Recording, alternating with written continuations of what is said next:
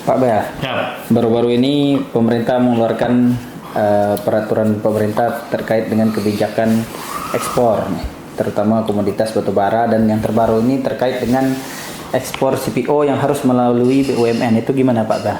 jadi pada waktu kami retret itu Pak Prabowo pernah menjadi salah satu narasumber pengajar.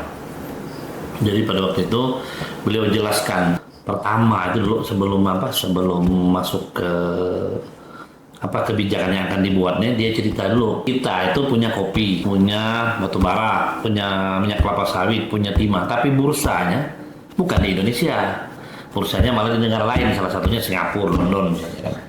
Kita punya barang tapi orang yang punya bursa. Nah ini menurut beliau ini tidak boleh. Terus ada lagi beliau bilang pada waktu Belanda menjajah Indonesia, jadi dari tahun 15 sekian sampai 1945 itu, hanya ada 400 tahun, itu PDB Belanda itu tertinggi seluruh dunia.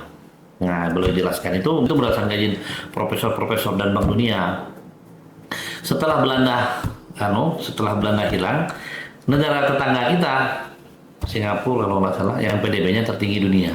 Ternyata setelah dicek, seluruh komoditas-komoditas yang pasarnya di Singapura itu banyak barangnya itu ada di Indonesia. Ya, pada waktu itu beliau berpikir dengan tim ekonomi beliau, termasuk dimasukkanlah dana antara, ya, terbuatlah peraturan ini. Belum lagi kita bercerita kita punya barang bursanya di Singapura, akhirnya untungnya itu negara lain yang menikmati, ya kita tidak boleh. Akhirnya beliau cek karena sistem yang menurut beliau keliru, tim ekonomi beliau membuatkan satu kajian, akhirnya ditemukanlah banyak hal. Salah satunya yang ditemukan under invoicing. Under invoicing itu selama kurang lebih 20 berapa tahun kalau tidak salah, nanti silakan dikoreksi. Itu terdapat kecurangan pembayaran pajak itu sekitar 15.000 triliun.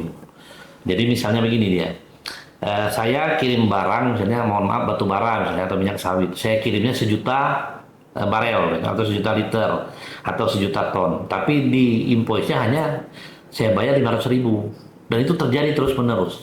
Di sana yang membeli perusahaan saya lagi, entah di Singapura ataupun di mana, sehingga susah terlacak. Tapi kan barang dari sana keluar ke pasarnya kan tercatat dengan baik, sehingga begitu dipadukan, nah terjadilah under invoicing tadi. Terus under counting. Counting itu pembayaran yang dibayar di sana dengan harga tinggi tapi dilaporkan di sini dengan harga rendah, sehingga nanti uangnya itu banyak beredarnya di negara luar, bukan di Indonesia.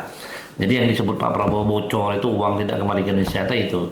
Yang kedua itu underpricing. Underpricing itu kalau salah harga sebenarnya 10 tapi laporan ke sini kita kan ada, kalau batu bara itu kan dibayar berdasarkan harga jual misalnya. Yeah. Harga jual misalnya $20, berarti kalau dia 5% dari $20 berarti kan harusnya bayarnya berarti kita $1 berarti kan. Nah, misalnya begitu. Nah, tapi justru di sana harganya 50.000. Nah, untuk mengecili pajak supaya tadi pembayaran pajaknya lebih rendah, dibuatlah harga sana ada harga palsu. Misalnya harga pasar harusnya 50.000, kita harus dapat pajaknya $5, di sana dibuat 25.000, jadi dapat pajaknya hanya $2,5. Jadi sudah bayarnya tidak sesuai volume, terus persentase pengalinya pun disalahkan. Jadi ditemukanlah banyak kebocoran. Akhirnya beliau buat kemarin peraturan pemerintah kalau tidak salah yang mengatur banyak komoditas beberapa itu yang harus dikirim melalui BUMN. Tentu ini akan membuat ibarat kita itu kan sehat nih.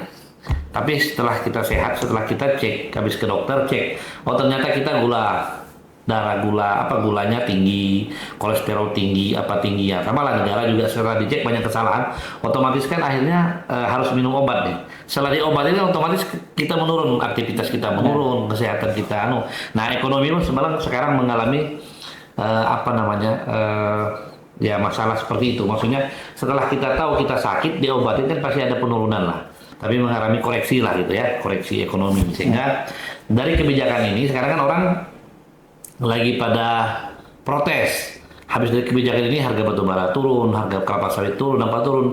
Yaitu efek dari obat yang masuk tadi. Kita kan biasanya kalau habis berobat pasti aktivitas apa semua turun untuk kembali lebih sehat lagi. Paling gonjang-ganjing ini sebulan 2 bulan lah. Setelah ini normal kembali, nanti setelah ini berjalan baik, semua normal kembali.